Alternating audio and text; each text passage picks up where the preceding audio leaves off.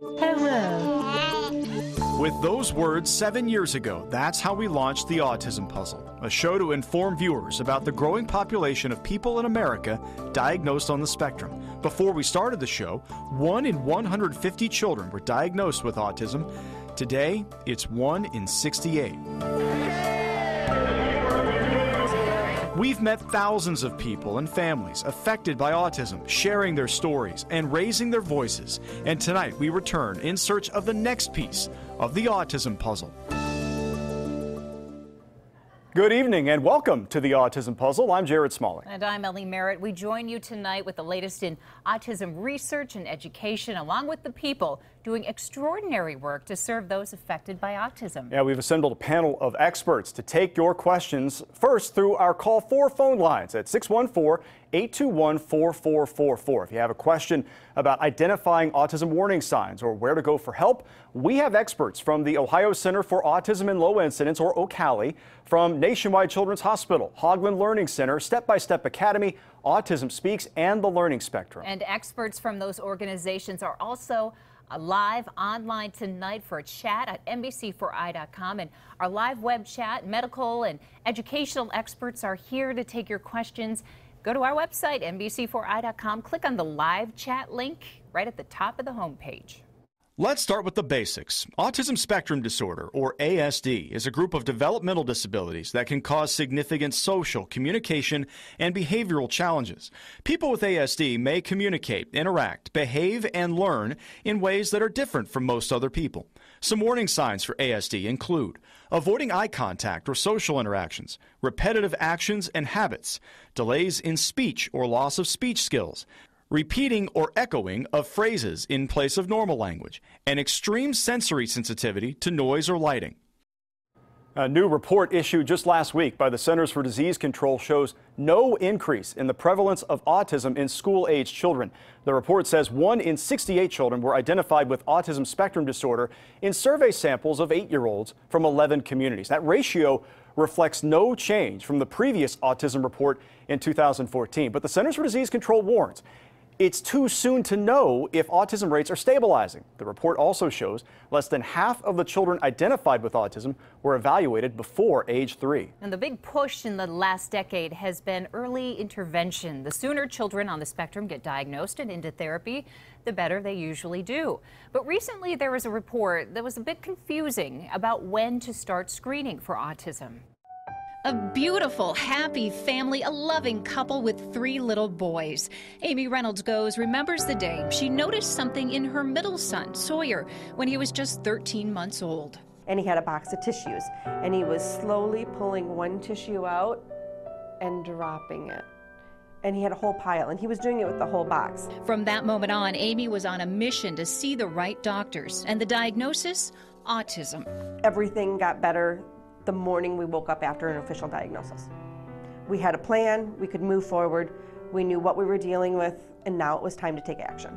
And that action, early intervention with speech, physical, and occupational therapies, and then ABA therapy. But how early is too early?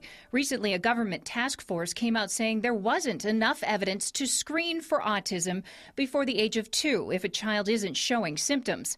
But many experts, including Dr. Jackie Wynn at Nationwide Children's, say the earlier the better and stand by the American Academy of Pediatrics guidelines that all children should be screened by 18 months, earlier if there are signs of developmental delays. We want pediatricians to be vigilant and be monitoring for autism, and using a structured screening measure is the most effective way. Amy credits early intervention and his hard work in therapy and getting Sawyer to the place he is now.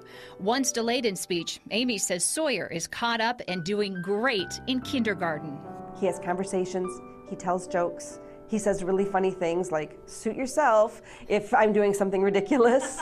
I did not think when he was diagnosed at 26 months old that at 7 I would be saying he is all of these things and more. Between the costs and stress and the fear of autism, it can be a severe challenge for parents, for some too much. Occasionally, children with a significant special need end up in foster care and without access to the supports they need. We met some passionate people in Central Ohio upholding the mission that family comes first. Try again. Here it is? Good. I grew up in a very chaotic home, and I always felt that every kid deserves to be loved. It is the birthright of every child to have a family.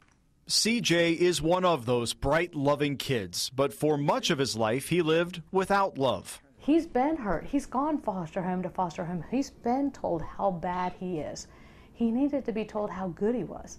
CJ was diagnosed with autism at age 2, and due to a potentially dangerous home life, he ended up in foster care. Hooray. Perfect. Dee Marks was already an adoptive parent to a child with a cognitive delay. 4 years ago, she received an unexpected call from the Dave Thomas Foundation for Adoption and the Wendy's Wonderful Kids program.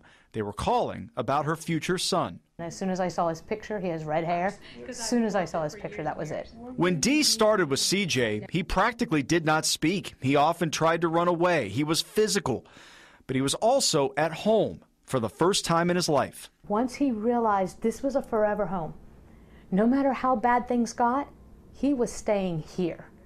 Mom was going to love him. She might be mad at him right at this moment, but Mom was still going to hug him and kiss him goodnight and read him a story. Of the more than 4,000 children currently listed in the Wendy's Wonderful Kids adoption program, more than 2/3 of them have a developmental disability, and finding homes for those children can be a massive task. We know that children thrive in families, and some children have more difficult circumstances. It doesn't mean they don't deserve a family. It means we need to find the right resources to wrap around that family. While autism can unite some families, it can tear others apart. For families facing severe, aggressive behaviors from a person on the spectrum, options are limited. The Elijah Glenn Center was a residential facility in Columbus, opened last year to serve families facing real crisis, but the center quickly ran out of funding, mainly because some parents would have been forced to relinquish their guardianship to the state in order for the child to qualify for federal funding. We have the capacity, we have the evidence-based treatment, and we have the expertise. So how can we create a funding mechanism that helps these families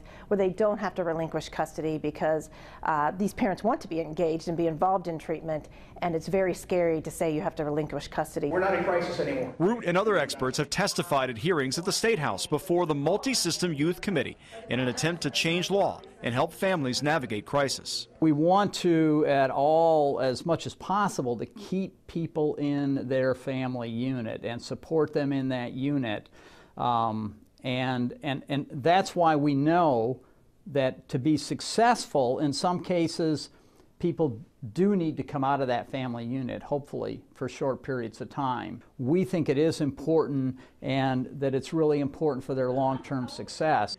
And that's where CJ's headed, on track for long-term success, now that he's found his forever home.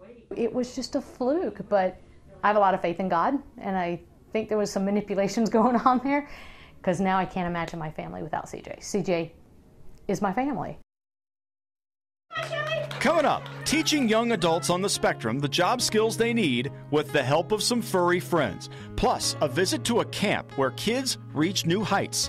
And later, yes, maybe. We'll show you over the course of a decade how speech therapy can change a life.